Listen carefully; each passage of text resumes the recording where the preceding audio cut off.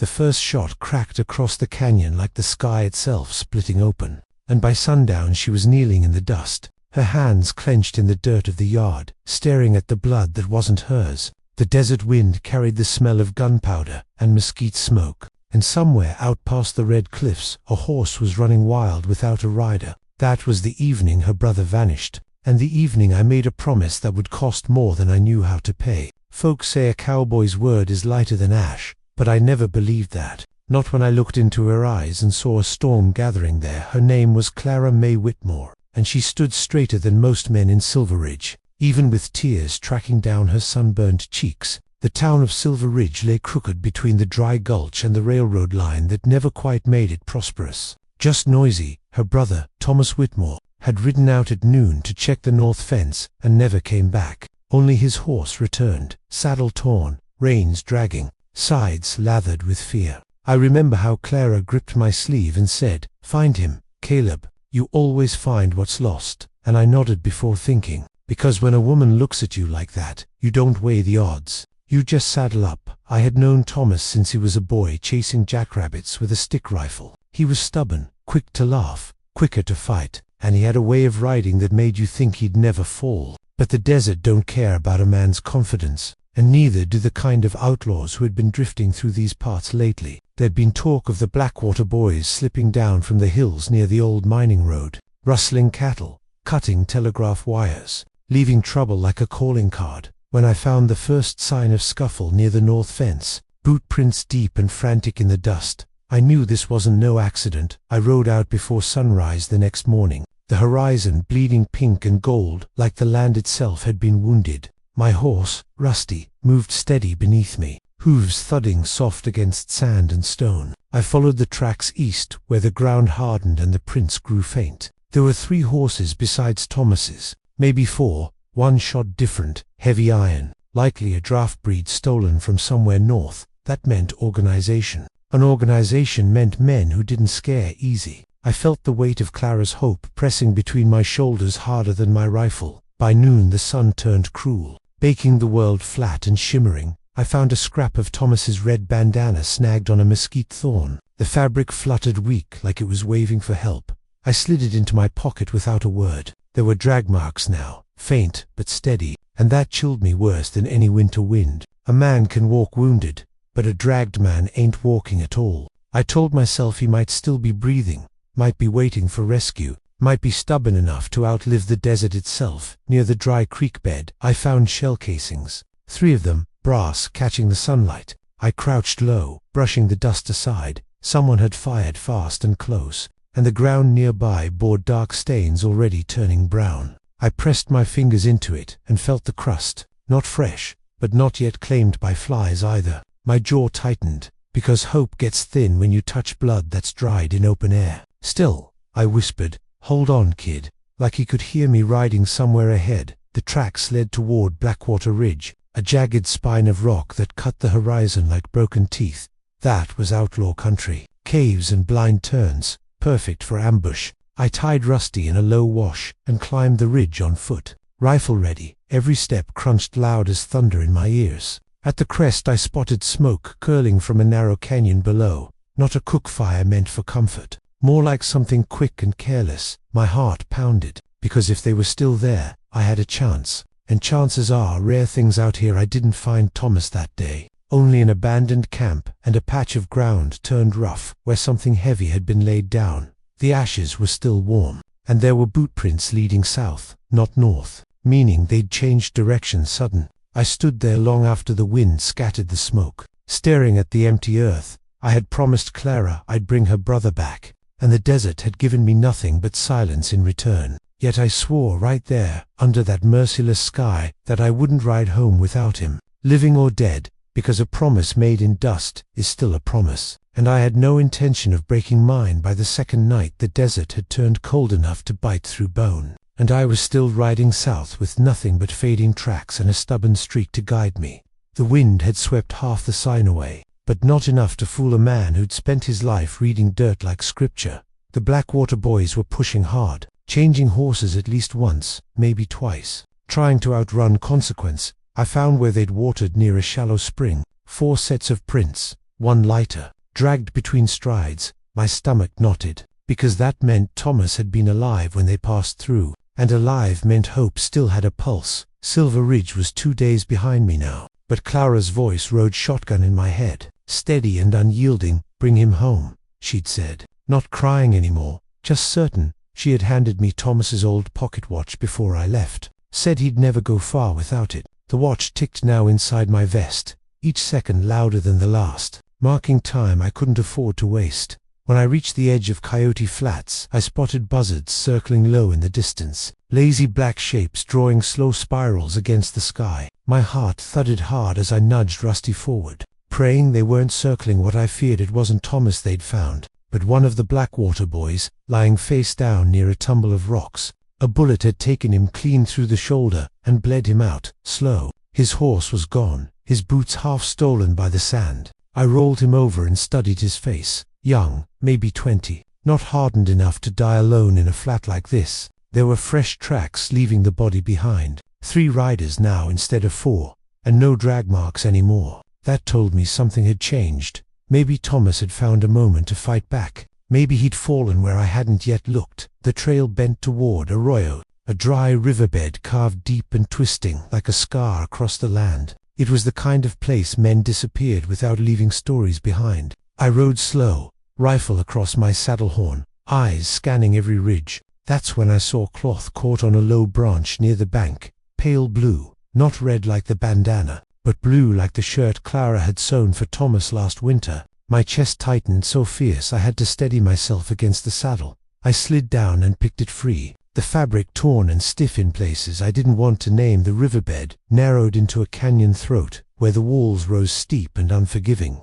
Hoofprints crowded the sand here, confusion of movement, struggle, and something final. I dismounted and walked the last stretch, because some truths a man ought to face on his own 2 feet. That's when I saw the shallow mound near the canyon wall. Not deep enough, not careful enough, just hurried. Earth kicked over a shape too human to mistake. My breath left me slow, like it didn't plan on coming back. I knelt and started digging with my hands, the dirt, dry and stubborn, working its way under my nails. I told myself it might not be him, that maybe the outlaws had buried one of their own. But hope can't lie to a man forever. When my fingers brushed denim, I froze, then kept going, because stopping would have meant surrender. I uncovered his face last, brushing the dust from his eyes like he might blink awake and laugh at me for worrying. Thomas Whitmore lay still beneath the canyon sun, a bullet wound, dark against his chest. His jaw set stubborn, even in death. For a long while I just sat there beside him, hat in my hands, the desert quiet like it was holding its breath. I thought about Clara waiting by the fence line every evening, scanning the horizon, believing in my word more than anything else. I had promised to bring him home, and here he was, too still, too cold. I felt something hard settle inside my ribs, not grief alone, but reckoning, because the Blackwater Boys had taken more than a life. They'd taken peace, and I wasn't done riding yet. I wrapped Thomas in the only thing fitting enough for the journey back, Clara's favorite quilt she'd packed in my saddle roll before I left, red and gold stitching she'd worked through winter nights, saying it would keep her brother warm if the cold ever found him. My hands shook as I folded it around him, careful and tight, tying it firm so the wind wouldn't steal it away. Then I lifted him onto Rusty's spare rig and secured him there. The sun dipped low behind the canyon walls as I turned north toward Silver Ridge, carrying a promise kept the only way left to keep it, and knowing the hardest ride was still ahead of me.